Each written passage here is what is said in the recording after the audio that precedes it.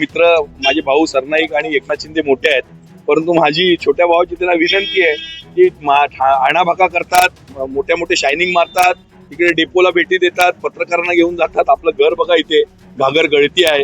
हे डेपो बघा, डेपोचे हाल बघा, या बसेसचे हाल बघा, काल परवा शिवशाहीचे हाल बघा. इथे डेपो लोकांना बघा, उभं राहायला जागा नाही, बसायला जागा नाही, या टॉयलेट नाही.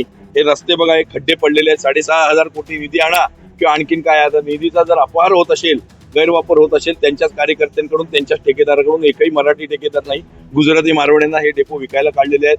जेवढे कंत्राट ठाण्यात मिळाले दिलेले आहेत आणि महाराष्ट्रातली सगळी, महाराष्ट्राच्या बाहेरच्या लोकांना गुजराती मारवाड्यांना दिलेले आहेत. मराठी माणूस धंद्याला लागलाय.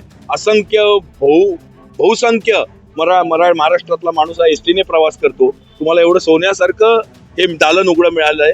कृपया त्याचा वापर करून, त्याचा उपयोग करून, सदुपयोग करून हे खड्डे बिड्डे आणि हे जे डेपो आहेत सुशोभीकरण करा. लोकांना राहायची बसायची व्यवस्था करा, कॅन्टीन्स करा, टॉयलेट्स करा. लोक तुम्हाला दुवा देतील. ते कशाला बुजवतील खड्डे? तिथूनच सुरू होतात त्यांच्या भ्रष्टाचाराचे अड्डे. एवढंच मी सांगेन.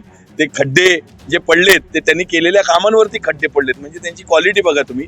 त्यांनी सगळं जसं निर्मल अभियान किंवा जेएनएनआर मधून, निर्मल अभियान मधून ते जे हे होते प्रधान सचिव होते, त्यांनी ते संडासं बांधायला दिली होती. ह्यांनी सगळी शाखा प्रमुखांना संडासं बांधायला दिली. आताही तसंच आहे. ही जेवढी निधी आणलेली आहे शाखा प्रमुख, विभाग प्रमुख यांना सगळ्यांना दिलेली आहे. बट्ट्या बोर्ड त्या क्वालिटीचं झालं. 80% एडी आहे. आणि म्हणून माझं म्हणणं आहे की लहान भावाची मोठ्या भावांना विनंती आहे की कमीत कमी जनतेची चाड बाळगा. आणि माझी विनंती आहे की या येऊन बघा इथली अवस्था पाहिजे. आम्ही येतो, मोहन तिवारी साहेब येतात, आमचे सगळे कार्यकर्ते येतील तुमच्याबरोबर. आमचा तुम्हाला पाठिंबा आहे.